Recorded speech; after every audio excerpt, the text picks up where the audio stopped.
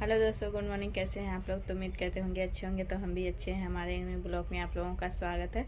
तो आज आप लोगों को कहानी ऐसा सुनाएंगे कि दिल थाम के बैठिएगा, यहीं पे जाइएगा मत। इतना प्यारा कहानी है, तो आप लोगों को ये कहानी ज़रूर सुनिए। तो चलिए आप लोगों को एक प्यारा सा कहानी आज सुनाते हैं। दोस्तों, आपने बहुत सी कहानियां सुनी होंगी, लेकिन आज जो कहानी मैं आपको सुनाने जा रहा हूं वह कुछ अलग और अनोखी है। ये कहानी है एक लड़की और एक सांप के बीच बने ऐसे रिश्ते की जिसे कोई समझ नहीं सकता था। क्या आपने कभी सुना है कि कोई लड़की एक सांप से शादी कर ले? लेकिन आखिर ऐसा कैसे हुआ? इस रहस्यमय और चौंका देने वाली कहानी को जानने के लिए इसे आखिर तक सुनना ना भूले, क्योंकि इसकी सच्चाई आपको हैरान। तो ये कहानी है सीमा की दोस्तों। तो जो बहुत ही साधारण लड़की है और जिनके माता पिता नहीं हैं, अनाथ है, लेकिन वह अपनी सादगी से गांव वालों को कैसे आकर्षित करती है और भक्ति भी वो बहुत ही करती हैं। तो भोलेनाथ जी की वो भक्त हैं। और देखिए आगे उस शिवलिंग पर जहाँ पे वो मंदिर पे जाती हैं दूध चढ़ाने के लिए, तो देखिए आगे क्या होता है। गई। अगला सोमवार आया और सीमा एक बार फिर दूध का लोटा लेकर मंदिर गई। इस बार जब वह मंदिर पहुंची तो उसने देखा कि सांप शिवलिंग पर लिपटा हुआ नहीं था। वह बक्से के पास बैठा था, जैसे कुछ संदेश देना चाहता हो। सीमा हैरान हुई और हंसी में बोली, क्या हुआ? अब तुम बक्से पर बैठ गए हो? क्या शिवजी से नाराज हो? उसने जैसे ही बक्से के पास दूध रखा, सांप ने दूध पीने के बजाय बक्से से नीचे उतरकर उसी बक्से पर वापस चढ़ना शुरू कर दिया। यह देखकर सीमा और भी हैरान हो गई, लेकिन फिर उसे यह महसूस हुआ कि सांप कुछ संदेश देना चाहता है। उसने बक्से को खोला और उसमें से एक पत्र मिला। पत्र को खोलकर पढ़ने पर सीमा को यह जानकर बहुत बड़ा झटका लगा। पत्र में लिखा था, मैं सांप नहीं, पहले एक इंसान था।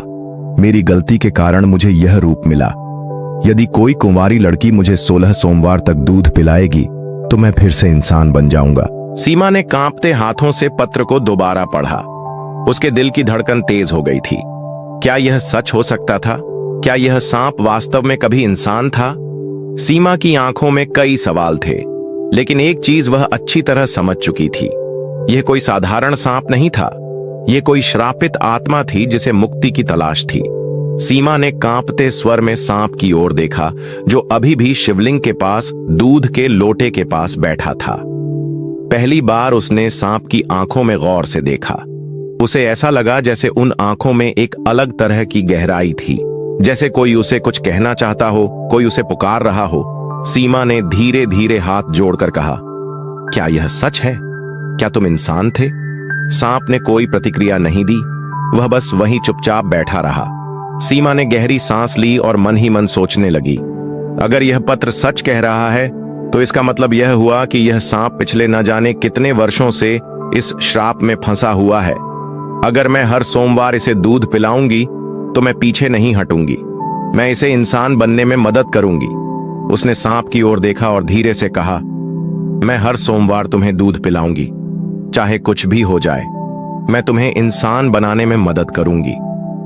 सीमा की यह बात सुनकर सांप पहली बार थोड़ा हिला, जैसे उसने उसकी बात समझ ली हो। फिर धीरे धीरे उसने दूध पिया और मंदिर से बाहर चला गया। अब सीमा हर सोमवार को मंदिर जाने लगी। पहले तो वह केवल दूध ले जाती थी, लेकिन अब वह फल और फूल भी चढ़ाने लगी। उसे ऐसा महसूस होने लगा था कि यह सिर्फ एक सांप नहीं था, बल्कि कोई ऐसी आत्मा थी जो इंसान बनने के लिए तरस रही थी। धीरे धीरे सीमा और सांप के बीच एक अनोखा रिश्ता बन गया। पहले जहां सीमा सांप को देखकर डरती थी, अब उसे देखकर उसे डर नहीं लगता था। वह उसके सामने सहज महसूस करने लगी थी। कई बार सीमा खेतों में काम करने जाती तो उसे ऐसा लगता कि कोई उसके आसपास है। जब वह ध्यान देती तो देखती कि वही सांप पास ही कहीं पड़ा हुआ है। वह उसे कोई नुकसान नहीं पहुंचाता, बस उसके साथ साथ चलता। सीमा मुस्कुरा कर कहती, तुम अब मेरे पीछे पीछे क्यों आते हो? कहीं मुझे देखकर डर जाओगे तो नहीं?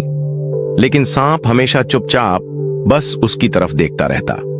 धीरे धीरे गांव के लोगों को भी यह बात समझ में आने लगी कि सीमा मंदिर में हर सोमवार जाती है और किसी सांप को दूध पिलाती है। कुछ लोग इसे अच्छा मानते थे तो कुछ लोग डरते थे। एक दिन गांव की कुछ औरतों ने सीमा से पूछा, तू हर सोमवार मंदिर में जाती है और एक सांप को दूध पिलाती है, तुझे डर नहीं लगता? सीमा मुस्कुराकर बोली, डर किस बात का? वह सांप मुझे कभी नुकसान नहीं पहुंचाता। शायद भगवान शिव ने ही उसे मेरे पास भेजा है। औरतों ने सिर हिला दिया और बोली, भले ही वह अभी कुछ नहीं कर रहा, लेकिन याद रखना, वह एक सांप है। अगर उसने तुझे काट लिया तो। सीमा को उनकी बातों से फर्क नहीं पड़ा। वह जानती थी कि यह कोई साधारण सांप नहीं था और उसे किसी भी हाल में अपने निर्णय पर अडिग रहना था। अब 12 सोमवार बीत चुके थे। सीमा को लगने लगा था कि यह सांप अब उस पर पूरा भरोसा करने लगा है। कभी कभी जब सीमा थककर खेत में बैठ जाती तो सांप पास ही कहीं लेटा रहता। यह देखकर कई बार कुछ मजदूर डर जाते और भाग जाते, लेकिन सीमा कभी नहीं घबराई। वह अब खुद को सांप के। हेलो दोस्तों, तो देखिए सीमा अब धीरे धीरे सांप से हिल मिल गई है। और कुछ लोग, गांव के लोग कहते हैं कि ये नुकसान पहुंचाएगा और नहीं भी पहुंचाएगा, लेकिन कुछ लोग अच्छे कहते हैं, कुछ लोग बुरे भी कहते हैं। लेकिन सीमा अपने कर्तव्य पर अटल रहती है। और क्या सीमा सांप को मनुष्य बनाने में सहायता कर पाएगी या नहीं, तो ब्लॉग में बने रहिए, देखिए क्या क्या सीमा कहती है और क्या कर पाएगी। तो फिलहाल आगे ब्लॉग को देखिए। रहस्यमय और चौंका देने वाली कहानी को जानने के लिए इसे आखिर तक सुनना ना भूलें, क्योंकि इसकी सच्चाई आपको हैरान कर देगी। बहुत समय पहले एक छोटे से गांव में एक सुंदर लड़की रहती थी। उसका नाम सीमा था और वह अपने गांव में एक अनोखी पहचान रखती थी। सीमा का कोई परिवार नहीं था, वह अकेली थी, लेकिन उसकी आत्मनिर्भरता और सादगी ने उसे गांव वालों का आदर्श बना दिया था। वह खेतीबाड़ी में मजदूरी करती थी और अपने काम से ही अपना पेट पालती थी। गांव के लोग उसे अक्सर मेहनती और ईमानदार लड़की के रूप में जानते थे। सीमा का एक और विशेष गुण था और वह था उसकी गहरी धार्मिकता। वह हर सुबह गांव के प्राचीन शिव मंदिर में पूजा करने जाती थी। यह मंदिर गांव के बाहर एक छोटे से पहाड़ पर स्थित था और उसमें एक पुराना शिवलिंग था जिसे लोग बहुत श्रद्धा से पूजते थे। सीमा ने इस मंदिर को अपनी दूसरी घर मान लिया था, जहां वह न केवल भगवान शिव से आशीर्वाद प्राप्त करती, बल्कि अपने जीवन के कठिन समय में शांति की तलाश भी करती। एक दिन वह अपने साथ एक लोटा लेकर शिवलिंग पर दूध चढ़ाने के लिए मंदिर गई। वह हर सोमवार को यह काम करती थी, क्योंकि उसे विश्वास था कि भगवान शिव की पूजा से उसके जीवन में सुख शांति बनी रहती थी। उस दिन भी वह अपने मन में यही भावना लेकर मंदिर में आई। मंदिर में जब वह पहुंची तो उसने देखा कि मंदिर पूरी तरह से खाली था। उसके अलावा कोई नहीं था और यह देखकर उसे थोड़ी अजीब सी घबराहट महसूस हुई, लेकिन उसने इसे ज्यादा महत्व नहीं दिया। वह अपनी पूजा में मन लगाकर शिवलिंग के पास दूध चढ़ाने के लिए झुकी। तभी अचानक एक अजीब घटना घटी। एक सांप तेजी से शिवलिंग के पास आया और शिवलिंग के पास लिपट कर बैठ गया। सीमा ने देखा और घबराई, क्योंकि उसे इस तरह के दृश्य से डर लगता था, लेकिन उसने हिम्मत रखी और दूध चढ़ाने की कोशिश की। जैसे ही वह दूध चढ़ाने लगी, सांप ने अपना फन फैला लिया और बहुत घातक तरीके से शोर करने लगा। सीमा डर से कांपते हुए दूध का लोटा शिवलिंग के पास रखकर पीछे हट गई। सांप ने तुरंत दूध पिया और फिर धीरे धीरे शिवलिंग से नीचे उतरकर चला गया। सीमा हैरान और भयभीत थी, लेकिन उसने शिवलिंग के सामने हाथ जोड़कर पूजा की और दूध का लोटा उठाकर मंदिर से बाहर निकल गई। अगले सोमवार को वह फिर वही सब करने आई। इस बार भी वही सांप आया और दूध पिया।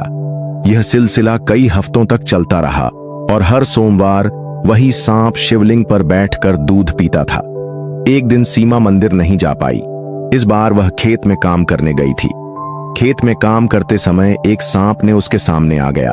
वह डर गई, लेकिन वह सांप चुपचाप वहां से चला गया। फिर शाम के वक्त खेत से काम करके सीमा घर लौट रही थी कि तभी अचानक एक सांप ने उसका रास्ता काट दिया। सीमा सोचने लगी। तभी उसे एहसास हुआ कि शायद यह सभी घटनाएं एक संकेत है कि वह मंदिर में जाना भूल गई है। वह तुरंत घर गई, दूध लिया और मंदिर पहुंची। मंदिर में वही सांप फिर शिवलिंग के पास लिपटा हुआ बैठा था। सीमा ने उसे देखकर दिल से राहत की सांस ली और जैसे हर बार दूध पिलाया, वैसे ही सांप दूध पीकर चला गया। रात में सोते हुए सीमा के मन में एक सवाल था। क्या यह सांप उसे यह याद दिलाने के लिए आ रहा है कि वह मंदिर में दूध चढ़ाने के अपने कर्तव्य को न भूले? क्या यह सांप उसी रूप में था या इसका कोई और राज्य था? वह यह सोचते सोचते। हेलो दोस्तों, तो हमारा यह ब्लॉग कैसा लगा तो कमेंट में ज़रूर बताइएगा अपनी राय।